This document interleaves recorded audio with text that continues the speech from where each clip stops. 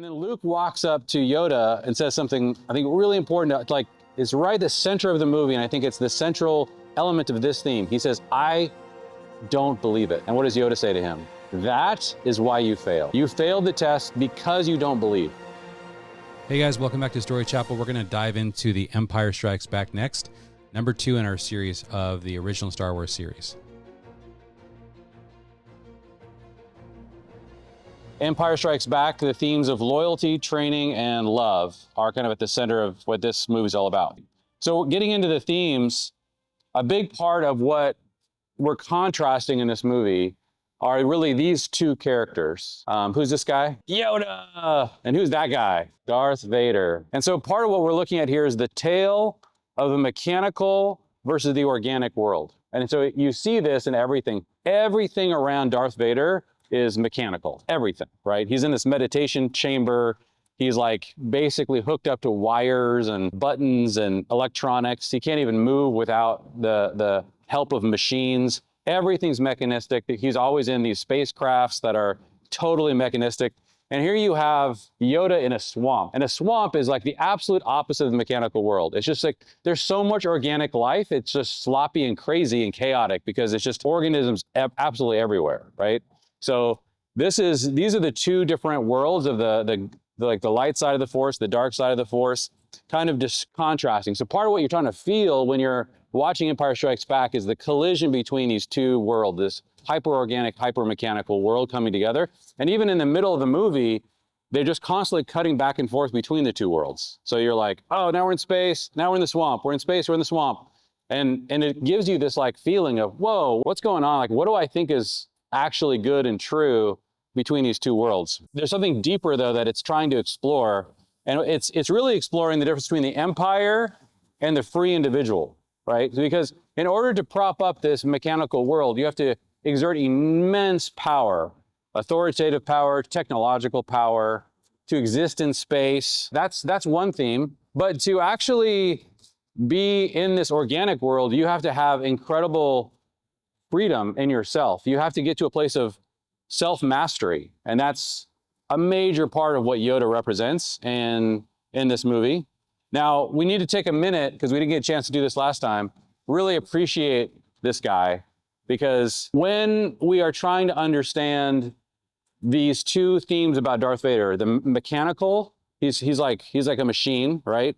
And you don't quite know what he is when he appears in Star Wars. You're like, what is that? It's like, is that a robot or is that a human? And that question just sort of like lingers for a while you're watching this guy. And he represents the empire. When you study the Roman Empire is like, it lasted for over 1,000 years. It's such an incredible feat in terms of how much power and control that empire exerted over the world. But if you study the history of the Roman Empire, one of the weird things you discover about the Roman Empire is that they weren't actually the best at almost anything. They weren't the smartest. The Greeks were way smarter. They weren't the best military. North Africa, Hannibal had a better military. The thing that made Rome incredibly successful was they were absolutely relentless. Like, they would lose war after war after war after war and keep coming for you. They just never, ever stopped. They created a system that was totally impossible to stop. They were able to, you could wipe out one army, and the next year a new army would come, wipe out that army, a new army would come, and they would never stop until you died. They had the ability to endlessly replenish themselves. And this is one of the scariest things about an empire. And you see that, like, Luke Skywalker destroyed the Death Star, and you're like, yay, we won! And then you start Empire Strikes Back, it's like, after, you still had these Star Destroyers floating around, and you're like, well, that's terrible. Those things are like massive floating cities. But then all of a sudden, you're introduced to this thing, a Super Star Destroyer, and you wonder sometimes, how much bigger is this than this, until they show you this scene. And you're like, oh my gosh. George Lucas he did a great job of giving you the idea of the scale of the empire. Okay, we destroyed the Star Destroyer, but it looks like the Super Star Destroyer is so enormous that it could like maybe dock Star Destroyers. It's like, oh my gosh, what do we do here? So the big bad guy in all of the Star Wars is this thing called the Empire. I looked up, like, what's the definition of an empire? An empire is a large-scale political entity where a dominant central state exercises control over multiple territories, cultures, or nations. So it's like they're to dominate everybody else. We're to dominate every single, like he wants to rule the galaxy under one giant authoritative empire. And so that's why this is the contrast that we're constantly studying. And what the movie seems to be suggesting is you can either be ruled by the empire or go into the swamp of self-mastery, but you get to choose. What do you want? How do you want to be ruled? Can you get to a place where you can rule yourself, your own feelings, your own life, your own destiny, or will you submit to this massive, powerful empire? So this is the kind of the contrast that's being set up by George Lucas in The Empire Strikes Back. Okay, so let's dive into the story. They start in this crazy white world of Hoth. It's completely inhospitable, way too cold for anybody to survive. So they're underground, basically, and they're riding around on, do you guys don't remember what those little creatures? So these are tauntauns, which are, I guess, native to this ice world. They're able to survive in these horrible conditions. And Luke's out there cruising around. And then while he's investigating a meteorite that hit, he gets whacked by this dude, some kind of abominable snowman that smacks him upside the head and hangs him upside down and gets ready to eat him while he's chomping on his poor tauntaun, okay? So nobody knows what happened to Luke. And what's really important is that he's got a friend, Han Solo, right? Han is Luke's friend, and Han is, nobody else really cares that much. They don't really know where's Luke, I don't know. Han is investigating. He's like, where is he? What happened? Did he come in? Why don't you check out? He's like, he's freaking out because he really cares about Luke. And then when he discovers that Luke is still out there somewhere in the freezing weather, he decides to get on a tauntaun and go rescue Luke. And he's being told by all these guys, hey, you're gonna die out there. Your tauntaun's gonna freeze before you reach the first marker, but he goes anyway. Now, why is Han Solo in these movies? What does he represent? I think he's a very important character throughout these films and in this story. And I think that part of what Han represents is loyal friendship. But there's a way in which Han Solo embodies that. So you see that Han, he acts really, really selfish, right?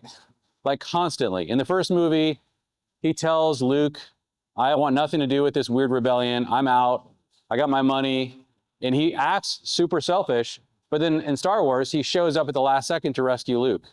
And here again, he's like trying to leave the rebellion. He doesn't want to be there. He doesn't care about, he doesn't have any loyalty at all to the actual ideas of the rebellion, but he has this impulse that he can't control. And that impulse is to help his friends, and he can't stop himself. And this is really an interesting kind of character. The mythologist Joseph Campbell was talking about Han Solo, and I never forgot how he put this, because I thought this was so well stated. He says this: Han thinks he's an egoist, which means he's only selfish. He really isn't.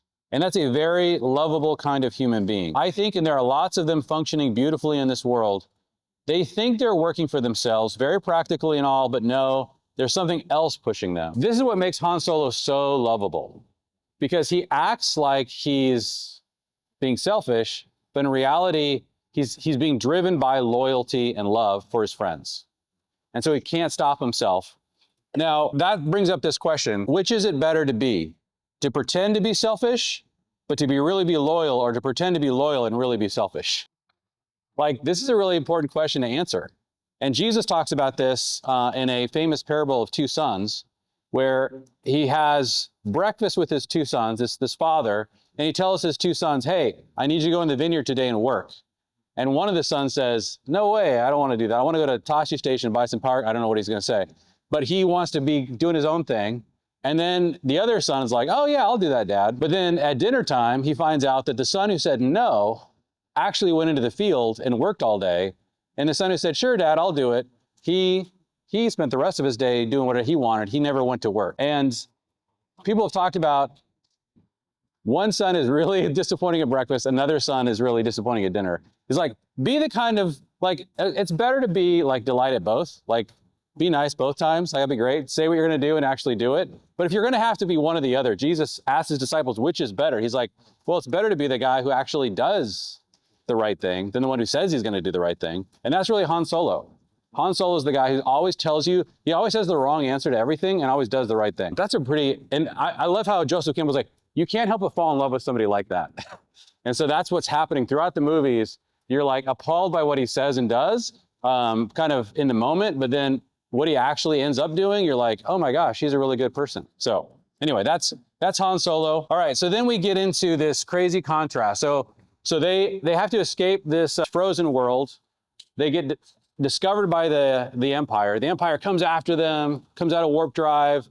You know, these giant, what are those called? Imperial walkers. Okay, so the Empire is coming for you no matter what. And then we just get this constant contrast between the Empire and this swampy thing. So Han Solo, he's the one in the Millennium Falcon. He's not able to escape. Everyone else is able to escape.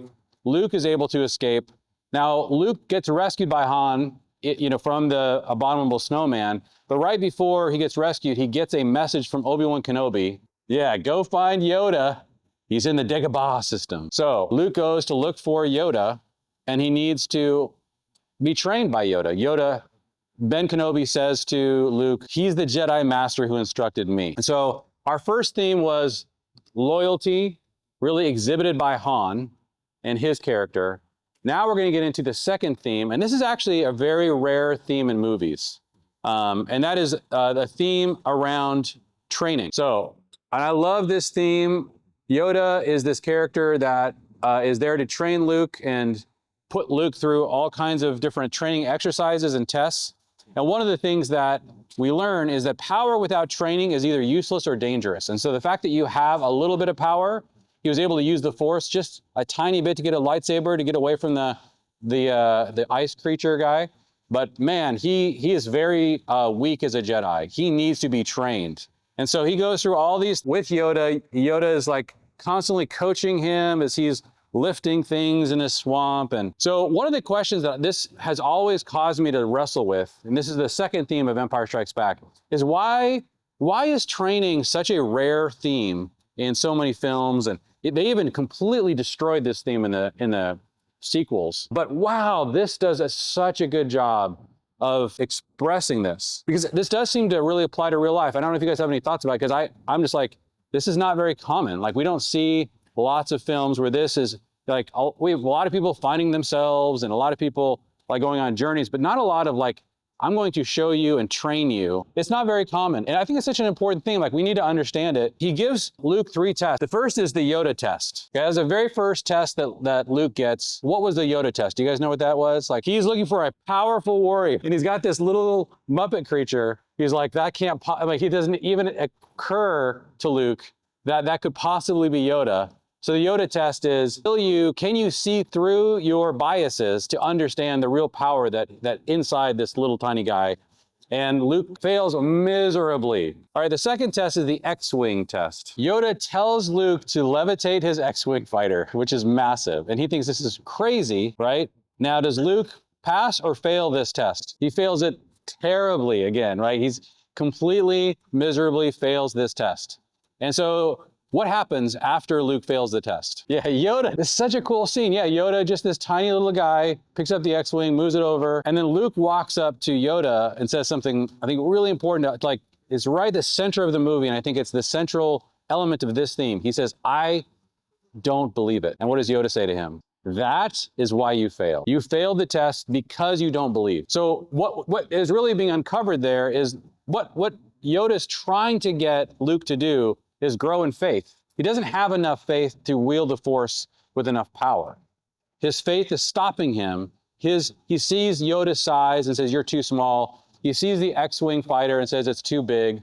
He's seeing things from a physical point of view. He cannot see with the eyes of faith. And without the eyes of faith, you cannot wield the Force with the kind of power he's going to need to defeat the dark side. There's one more test, the cave test. So the cave test was he was not supposed to bring his weapons into the cave. So does Luke pass or fail the cave test? Fails it miserably. And then when he faces, all of a sudden this Darth Vader, image is attacking him, and he cuts its head off, and then its mask explodes. And what does he see inside the mask? He sees his own face. What does that represent? He had to face his greatest fear in the cave. And it's unveiled that his greatest fear was that he was going to be converted to the dark side, like this horrible villain, Darth Vader. We got a Jedi Knight in training who's failed all 3 tests. How are we feeling about Luke's prospects at winning this incredible conflict with the dark side? And then you have this really interesting thing that, like, poor Yoda, he's constantly trying to help Luke come out of these problems, and he's yelling, "Concentrate," as he falls over, because all of a sudden Luke sees something that he can't unsee, or it kind of comes to him unbidden, and that is he starts to see his friends suffering in a cloud city. And this is the moment where Yoda was like, control, control. You must learn control. You have to. He's like, everything I've taught you to do is to believe more deeply and to control your emotions. If you do not control your emotions, you're going to give into the dark side and you're going to become Darth Vader. So he's trying to train him to do this. But Luke, he just fails everything. He's like, he sees this and then he decides he's going to leave. So we're going to dive into this. But this whole process of you need to be trained to come out of self-mastery, is this something that we still believe? And you know, one of the things that surprises me, I'll just say this, is kind of like, when I look at this theme that is so well artistically unpacked in Empire Strikes Back, this idea that everyone needs to be trained, this is definitely something that Jesus himself taught. So one of the things that Jesus says, I love the thing he says, Jesus says, he also told them a parable. Can a blind man lead a blind man? Will they not both fall into a pit? A disciple is not above his teacher, but everyone, when he is fully trained, will be like his teacher. This is on Luke 6. And so this theme in the Gospels is most of what the Gospels are about. Most of the Gospels are actually a story about how Jesus is training disciples. He's training apprentices. And so this theme, which people are always trying to squeeze this theme out. It's when you think about what is the good news in the Gospels, most people say, well, the good news is that Jesus died for our sins, he rose again, he's king. But 80% of the Gospels is not about that. 80% of the Gospels is the good news is Jesus came to train apprentices and then sent his apprentices to train more apprentices. Like, that is also a part of the Gospel. That is also good news. But that is the good news that is being totally neglected. And it's not, for some reason, this has been like a mystery to me in my whole life.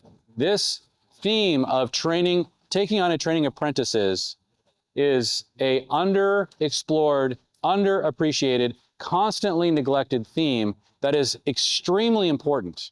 And there's something about, even when you hear like one of the themes in Empire Strikes Back, there's loyalty, there's love, but there's training. You'd normally say, well, loyalty, that's really important. Love, that's really important. Training, that sounds like a sub point. And that's why I think it's so cool about this movie. It's not a sub point. It's really important. In fact, one of the things that this movie actually unpacks is why do you stay alive even when you're really, really old? You guys know how old he says he's 900 years old. When 900 years old you reach, look as good, you will not. So that's a really good point. 900 years. So why is Yoda still alive? Yeah, to train apprentices. That's why you stay alive in your old age. And so I think this is a really important part of the theme. Okay, so now Luke has failed every test. Luke is having powerful emotions. Luke is seeing his friends suffering in a cloud city. Yoda and he tells them, I need to go rescue my friends. And what does Yoda say to him? You're not ready. Do not go. And what does Luke do? He goes. Okay, but I do think we need to pause here for a second. Did Luke do the right thing or not? Because this is his final test. This is a really hard question to answer. Because I think actually what I think is happening inside of George Lucas is I think he's having a conflict with himself. And I think the conflict is best understood as Buddhism versus Christianity. I'll kind of play out what this means. So the ultimate end of Buddhism is to somehow get to a place of complete surrender, right? Like your goal is to become detached, maximally detached from your emotions. Okay? That's the Buddhist story. Buddha, he abandoned his family to get to a place of total detachment.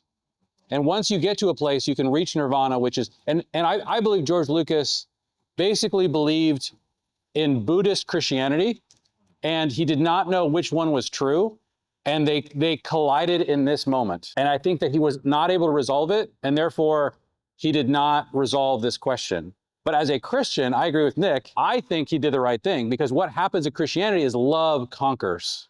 Like, you do not become detached.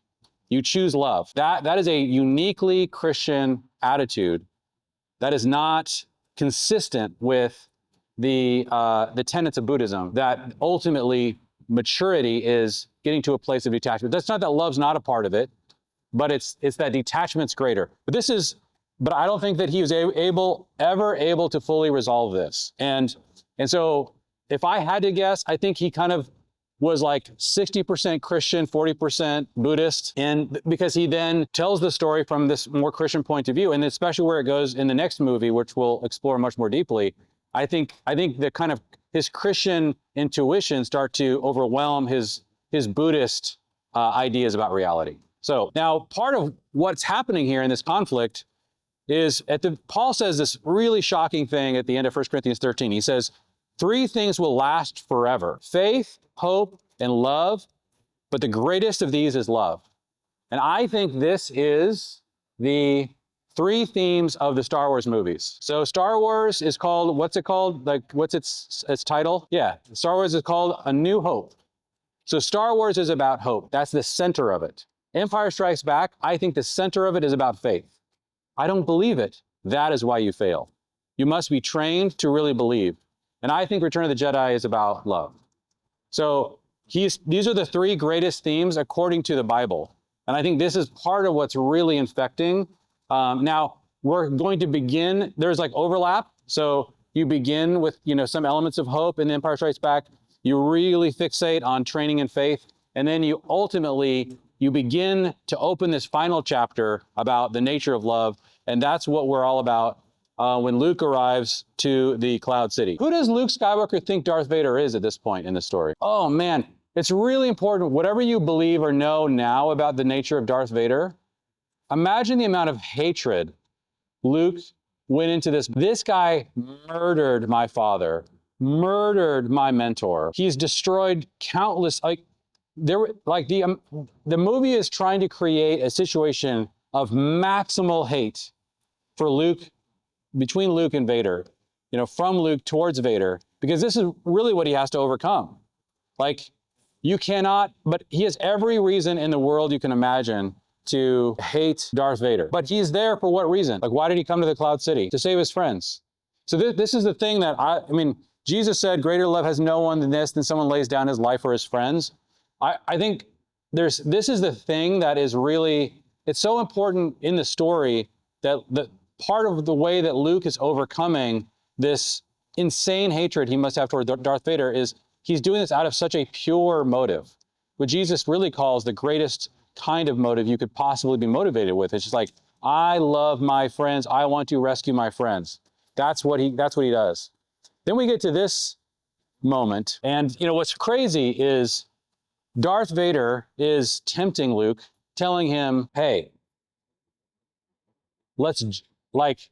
he begins to talk to him about who he is, and Luke is just seething with hatred, right? Vader begins by saying, Obi-Wan never told you what happened to your father. He told me you killed him. And then Darth Vader says, no, I am your father. That's most of us don't have that experience anymore. That's really unfortunate. That's awesome you had that, Brian. I didn't have it either. I didn't know who he was. It was weird. My friends had all seen Star Wars and Empire Strikes Back before I did, like a few days before, and they all refused to tell me, which was very nice. They didn't spoil it for me. But whoa. So this is one of the most weird reveals or plot twists in all of movie history, right? That the person that you're trying to kill for murdering your father is your father. What is he trying to do here? Like, why do you think, that it seems like he actually pulls it off, and nobody, everybody looks at this, goes, what, that is significant. Like, you feel something, but what is it? Like, what is going on there? Any thoughts? Why is that? What does that kind of twist create? Because something that happens in a plot twist, so you're reading a story or you're watching a movie and you're expecting one thing, you're convinced it's one way, and all of a sudden, bam, it's like completely something different. Like, what is that moment designed to do to you? When this happens to you, it creates like a moment of maximal learning. Like, it breaks your brain. Like, all of a sudden your heart and your mind wake up, and you you can learn something totally new. And it's almost like everything I knew about reality might be wrong. And like something, for a brief moment, your mind opens up and you're like, what is real? And that's what happens in very, very dramatic plot twists. So there's a lot going on. In these couple minutes, there's so much being unveiled and revealed. And I think that what this starts to open up, and this becomes what we're going to unpack in Return of the Jedi, a whole movie really, like its central theme is really wrestling with the question, is power greater than love? And these two things are constantly fighting with each other. Well, Luke discovers that Darth Vader is his father. He completely breaks, freaks out, thinks he's going to kill himself. Like he falls, and instead of dying when he falls from this structure, he ends up down here hanging. And there's 3 times where he hangs upside down in the movie. Each time is during a moment of maximal transformation. You know, he hangs upside down with the snow creature. He hangs upside down with Yoda during his training. He hangs upside down on this weather vane underneath the Cloud City. He uses the Force to talk to Leia. So again, this is like, there's something, and this is part of this crazy collision between love and power that is going to get stronger and stronger and stronger as a theme. Like he reaches out. Leia returns the Millennium Falcon. They rescue Luke Skywalker. And then you have this great final gorgeous scene where they're with the rebellion. Luke's hand was been cut off by Darth Vader. He gets a new hand, mechanical, so he's becoming a little bit like his dad. They are launching a rescue mission to try to, again, this theme of like loyal friendship. We're not going to abandon Han Solo. And so we get introduced to Lando Calrissian, the leader of the Cloud City. He takes off with our friend Chewbacca, the most loyal of all friends, to go see if they can rescue Han Solo. And then Leia and Luke and the droids are there. And that is where Empire Strikes Back culminates. So what is the Empire Strikes Back path? It starts with, from Han, you risk it all for loyalty. You train for maximal belief and self-mastery, and then you sacrifice everything for love. Those are the major beats or themes of this story. Hey guys, if you really enjoyed going through that series on Star Wars, we have so many more stories we're going to unpack. So we are a group of storytellers who are really enjoying unpacking these stories, especially in person. So if you live in the Cincinnati area, go to storychapelcincy.com and you can see where we're going to be meeting. We're also on Instagram. We'd love to meet you in person and have you interact with us and be part of the discussion as we dive into more stories.